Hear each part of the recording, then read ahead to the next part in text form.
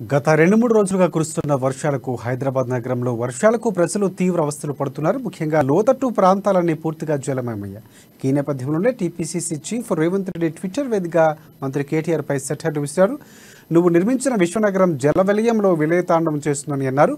పండుటాకులా వణికిపోతుందని చెప్పారు. హైటెక్ హంగుల వీడియోలు, ఫోటోలు పెట్టి సోషల్ మీడియాలో భ్రమలు కల్పించే కేటీఆర్ ఇప్పుడు ఎక్కడ మనిషి కనిపించడం లేదు, మాట వినిపించడం లేదే అని రేవంత్ రెడ్డి పేర్కొన్నారు.